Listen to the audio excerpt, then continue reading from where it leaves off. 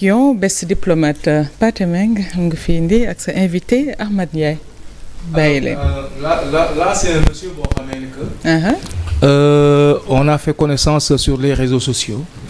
Alors ma gis benn dynamisme boo xamee ne ko am na ko ci def ay direct Facebook Instagram autant pour moi. xam nga donc di def ay orientation. xam nga di expliquer un peu alors les jeunes Sénégalais qui le suivent. Alors naka la demee ci li nga xamee moom mooy alors lu aju ci wàllum best diplomate c'est-à-dire. moom mooy li may wax tout à l'heure ay simulation diplomatique la su ma waxee simulation diplomatique certainement moom il a la possibilité d'en revenir et puis pour nous expliquer un peu plus. Alors Amath Ndiaye lay wuyoo donc ce qu'on va faire tout de suite. D'accord avant boobu sax ñu ngi rejoindre ci plateau bi Aliou Sow mu ngi fi Marème ñu ngi lay nuyu. maa ngi lay fay bu baax Fatou di am contentement bu baax ati waa fii ci plateau bi di nuyu téléspectateurs yi nga xamante ni ñoo ñuy teewlu say su ne di leen déwénati di leen baalu àkk ci korité bi nga xamante ni moom la ñuy jógee di baal ñëpp àkk di nuyu Sow pour la jéeru Fatou maa ngi lay ziar bu baax di nuyu sa invité waaye itam di nuyu Adja Penda Diallo gi ak képp koo xamante ni rek yaa ngi ci région bi. Ndeye Faye Ba te moo des tendances nga nar a indi. waaw te moo des tendances dañu fas yéene waxtaanee li nga xamante ne rek mooy gis yi ñu xewal léegi. muy plissé yi gis nañ ko ni ci korité bi jël nañ ko bu baax a baax mais comme korité bi wees na dinañ ci indi quelques images. waaye plissé bi actuellement moo nekk tendance. moo nekk tendance ci kanam tuuti lay doon incha allah keneen rejoindre nañ ci plateau bi le temps que mu préparé wu. Aliou moom café bi lay jël ci instant bi am amul ci lu ma si yokk quoi. ah bon waaw xam nga gars yi di sos ka nee na est-ce que du whisky quoi. nga ne ma yokk xamatoo lay wax nit parce que nee nañ est-ce que du dulaat. xam naa micro bi xaaruñu. est-ce que Aliou Sow ni muy waxee nii.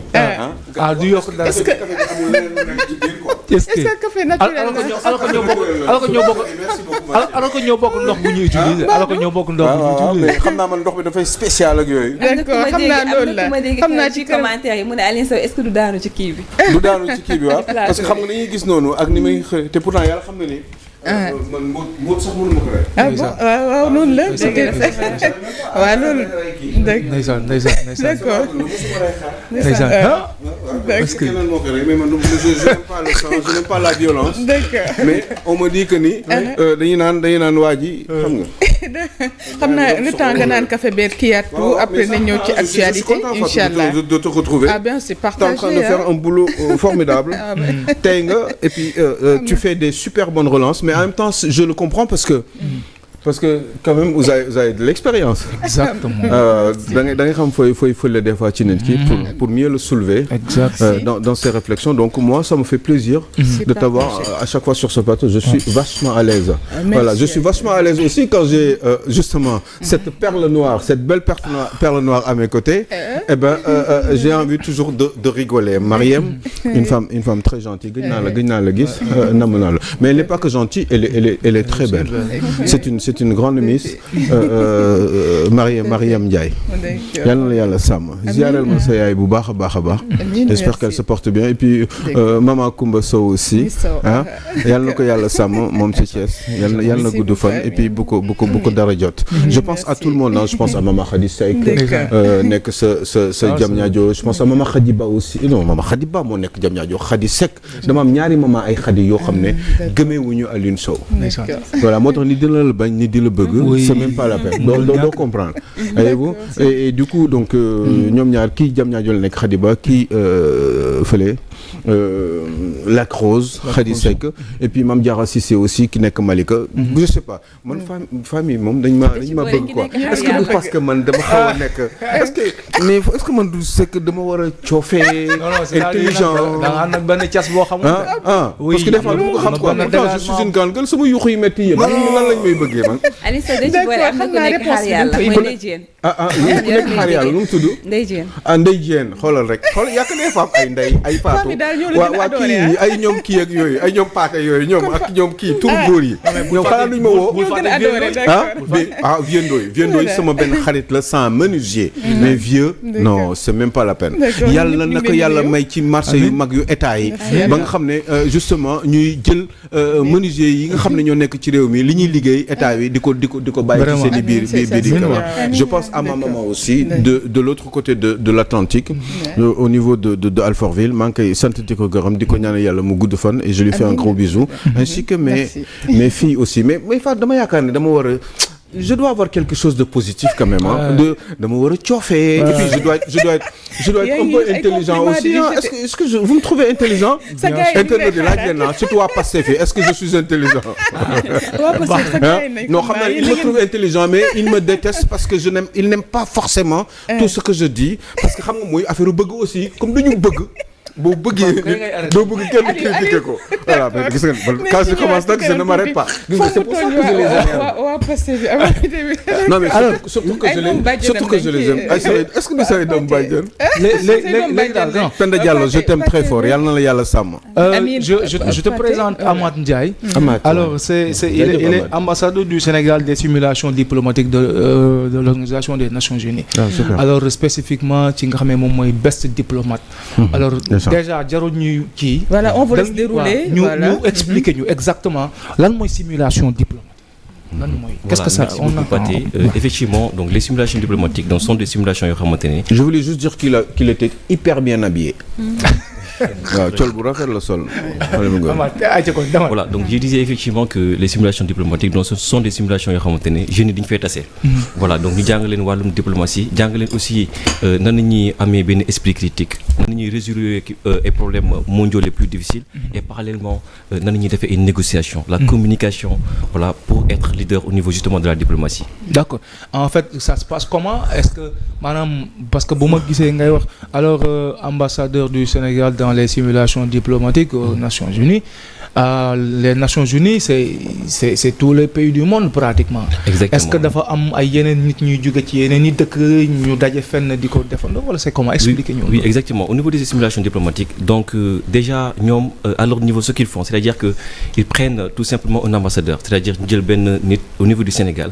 mu leen fay teewalee c'est-à-dire que di leen non seulement defal une promotion par rapport justement à ces simulations diplomatiques parce que suñu xoolee au niveau du Sénégal donc il y a des jeunes yoo xamante ne tey ñoo ngi diplomatie les relations internationales et aussi dañuy bëgg tout simplement am benn réseau à l'international parce que diplomatie yamul ci Sénégal donc il faut tout simplement que mu nekk loo xamante ne donc c'est à l'international c'est dans ce sens que ñuy nommer ay ambassadeurs pour ñu mun leen defal benn promouvoir par rapport justement à ces simulations diplomatiques. D'accord mais naka la formation yi di demee alors c'est périodique c'est pour 1 mois 2 mois wala ay genre session de formation lay demee et puis les déplacements ça se passe comment est-ce que c'est vous qui prenez en charge vos propres déplacements ou bien c'est l'État ou bien c'est les organisations qui le prennent c'est comment? Oui effectivement donc par rapport justement à ces simulations diplomatiques bon déjà balaa ñu lay sélectionner il faut tout simplement nga am benn expertise en termes de relations humaines.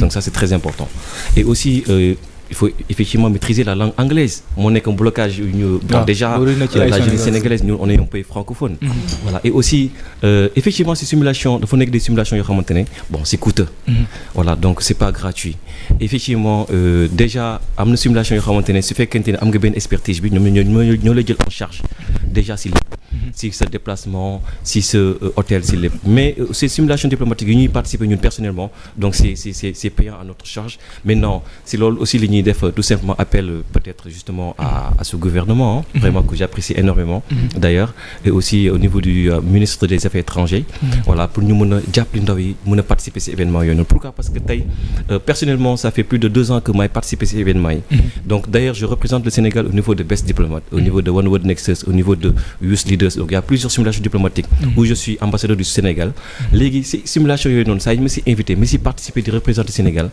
donc dafa nekk simulation yoo xamante ne en général man kese maa ci représente Sénégal alors que Gambie nga xamante ni moo ñu gën a jege am nañu ay 3 ou 4 représentants pourquoi parce que tey jeunes yi bon malheureusement amuñu moyen peut-être aussi langue bi peut-être dina def benn blocus effectivement parce que c'est l'anglais.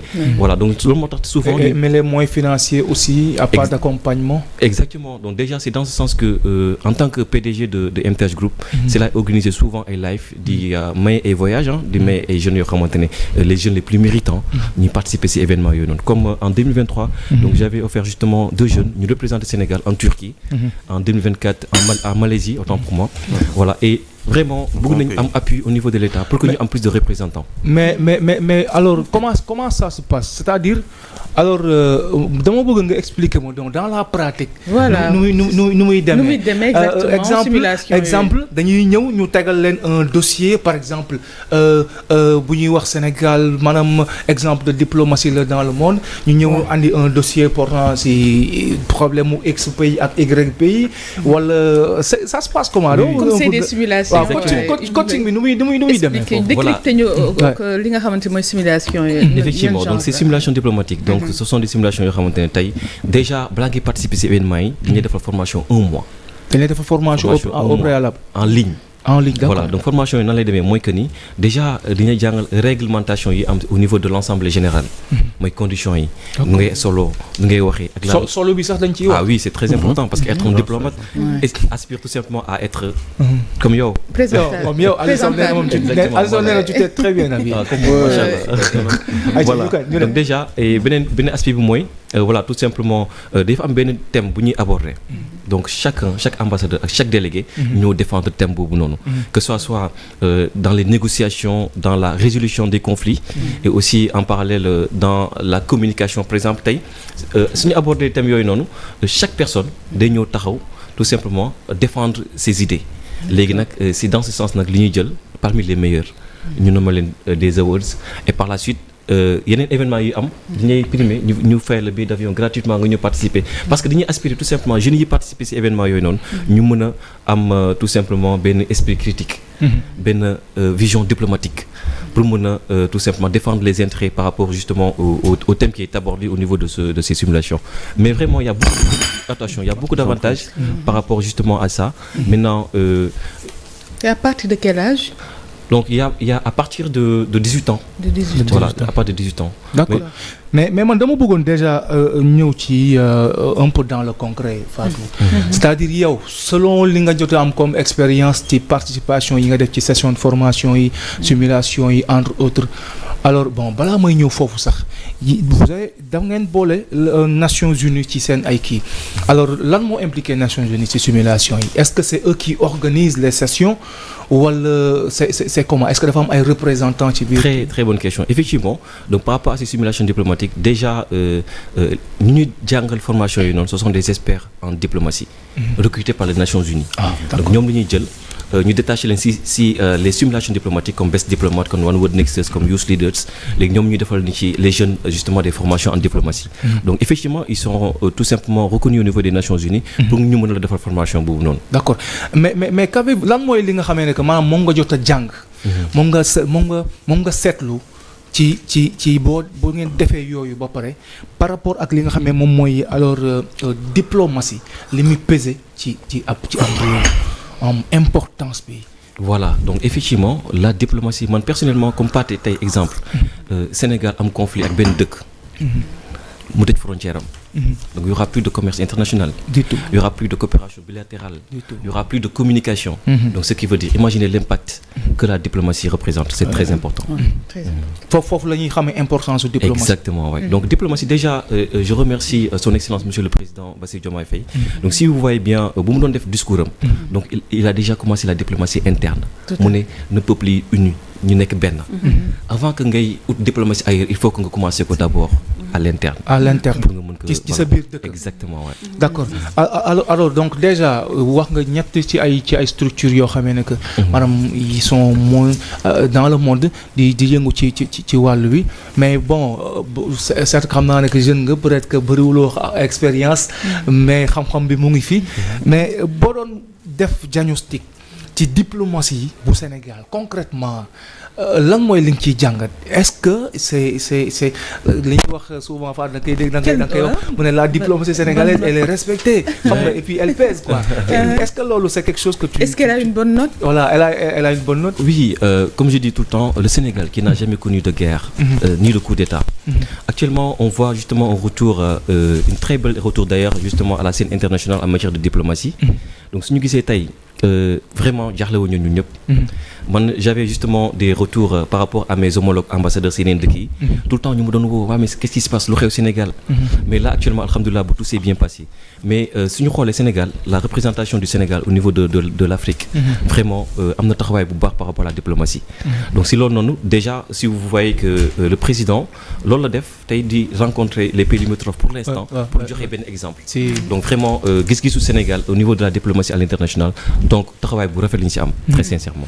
D'accord léegi xam naa léegi li ma bëgg sax déjà balaa may jàll ci beneen question bi yow lan nga jàng ba war a mën a taxaw alors dem ne da nga bëgg a defi diplomatie yow tu es qui Amath Ndiaye est-ce que c'est difficile de parler de soi mais je pense mais c'est-à-dire parce que d'habitude dañu doon gis ñuy jàng ay relations internationales xam nga ju demee noonu mais tu es qui ba war a mën a dem di jàng oui loo jàng en quelque sorte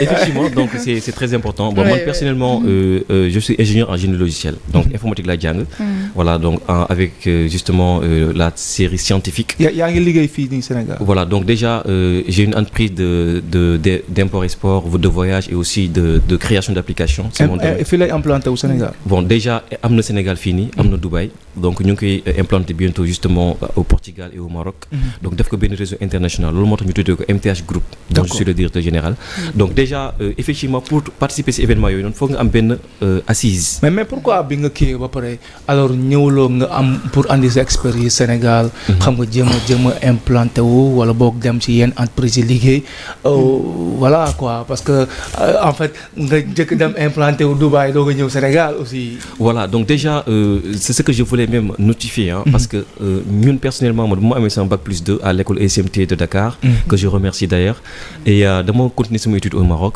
et par la suite continuer mes études en parallèle en ligne en France voilà donc j'ai travaillé aussi chez Citel Group chez Bouygues Télécom voilà en tant que ingénieur en réseau mobile au niveau des antennes BTS maintenant bu ma amee sama diplôme dama ñëw Sénégal voilà pour liggéey j'avais pris en vacances de 3 mois à l'époque ñëw di déposer ci entreprises yi comme voilà bu ma tudd seen tour déposer ci mais malheureusement on n'a pas eu de retour tout le temps da ngay ñëw ñu ne la ko moo la fi indi voilà alors que fële na le leer na ma que salaire bi ñu fay da koy multiplier par 3 par rapport ak fii nii et imaginez ma toog presque ay 2 mois sans retour mais je suis obligé de repartir et quand je suis reparti imaginez su fekkee da ngay déposer CV ci benn entreprise mais dans les minutes qui suivent ils t'appellent parce qu'ils savent ta compétence et malheureusement loolu laay tout simplement sensibiliser justement à cet état vraiment que je crois bien sûr que ñu bàyyi xel ci côté boobu noonu parce que y a beaucoup de jeunes ak samay morom yuy def exactement pareil ñëw Sénégal pour liggéey pour parce que tey dafa neex nga jàng fi am sa xam-xam dem fële uti xam-xam da nga ko war a ñëw utiliser fii nii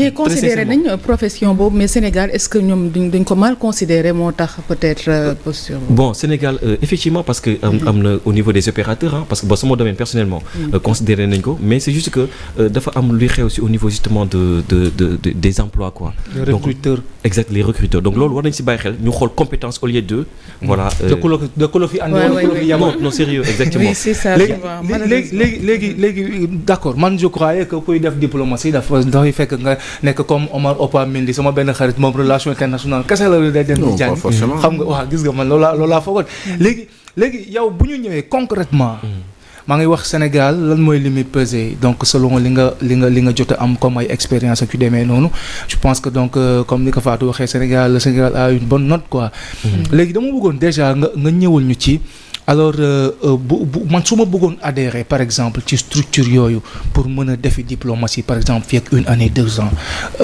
adhésion bi naka lay demee. Oui c'est très important déjà ñoom à leur niveau en fait ils cherchent tout simplement la qualification d'avoir minimum les études universitaires Bac+, maîtriser la langue anglaise et aussi s'investir sur soi-même, c'est-à-dire que événement yooyu noonu c'est pas gratuit. Voilà suñu amee appui ci état nag ça sera beaucoup plus facile. Mais ñoom le plus important mooy que ni déjà il faut avoir la notion de la relation humaine, c'est très important. Mooy la partie communication, la partie négociation dañuy négocier man personnellement aidé na ma ci sama entreprise. Tey may mën a di ut ay collaboration à l'étranger soo xoolee sax souvent damay def ay tout simplement ay tournées à l'international par rapport à des conférences import-export, à des conférences de voyage. Donc naa mën a xool nu muy approcher ut ay relations ut ay collaboration au niveau justement de mon entreprise à travers ces simulations diplomatiques. Mais est-ce que tu penses que ça peut se exemple man mën naa juk rek ma ne alors je vais mën naa initier loolu au Sénégal, c'est-à-dire di xool des potentiels garçons wala bokk en tout cas des étudiants yoo xam ne gis nga ne am nañ ay qualités yooyu. ma ñëw alors di def ay sessions de formation fii nii wala tu penses que c'est pas non déjà il faut tout simplement su fekkente ne nga bëgg mu yem Sénégal c'est bien possible.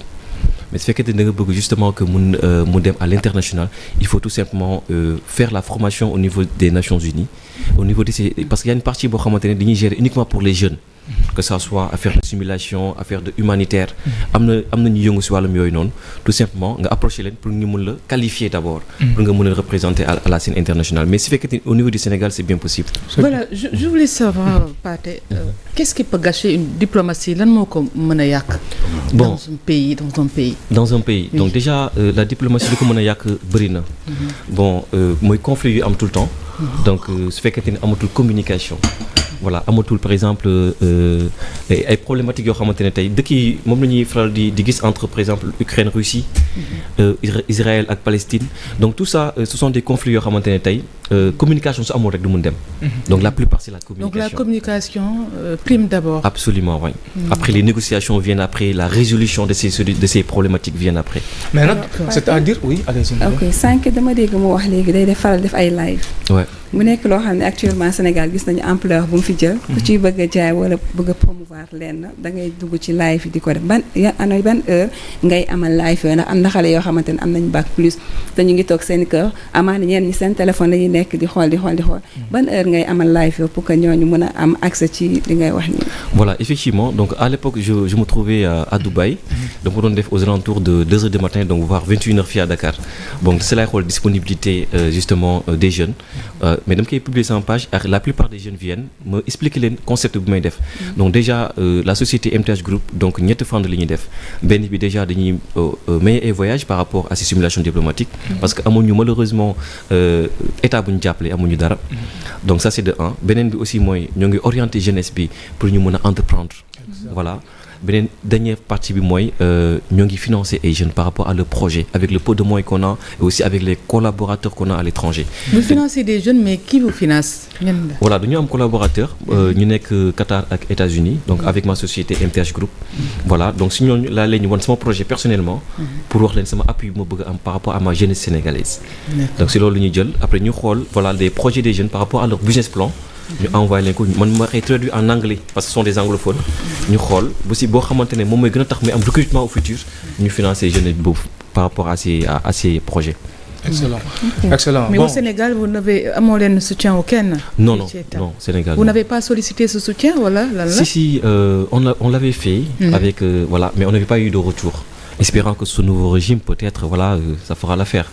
Ouais. Bon déjà on peut en parler encore et encore mais li am importance rek Fatou moom mooy alors au moment où maanaam yenn ci ay nit ñu nga xamee ne que ñu ngi jàpp ne que dañu war a dem nekk ci ay journalistes dañu war a nekk ay baykat ñi nekk ay am ñeneen ñu nga xamee ne que maanaam ay ndaw lañ te ñu ngi nekk di góorgóorlu di wax ne ñoom seen yoon fii la moom mooy ils veulent être des diplomates quoi et loolu man personnellement je me disais que ku amul 60 ans 70 ans rek maanaam yow antonon diplomatie man loolu moo nekkoon sama perception mais au fur et à mesure que tu essaies de côtoyer donc alors des garçons comme Amad automatiquement on se comprend que si on essaie donc de se former à partir de 20 ans balaa ngay yegg 40 ans 45 ans donc di nga nekk une personne boo xam ne que maanaam alors di nga bokk ci ñi xam ne mën nañ il peut être bon xam naa ne donc le temps bi jeex na mais déjà alors ma waxaat rek benn mbir bu ndaw Fatou xam naa certainement le doyen Alioune Sow dina appuyer ci loolu maanaam sànq li ñu doon waxtaanee fii man ça me tient à cœur parce que un pays ne peut pas se développer en en épuisant sa jeunesse. Il faut que le secteur privé, ceux qui sont en train d'y travailler tout à l'heure, donc thème bu am importance Safina ñu andi tout à l'heure, de grâce que l'État veille à leur régularisation. benn ñaareel moom mooy alors damay dégg sax wala di gis ay yenn ci ay syndicalistes di pointer du doigt alors l'inspection du travail de corruption.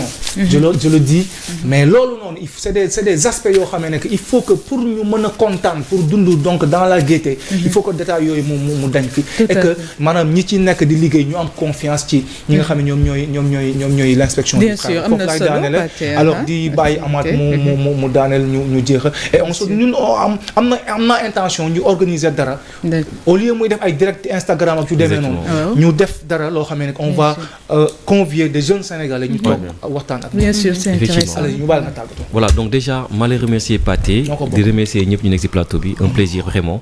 Donc vraiment maa ngi remercier aussi justement les parents au Sénégal, les amis aussi d'ici au Sénégal et de la diaspora.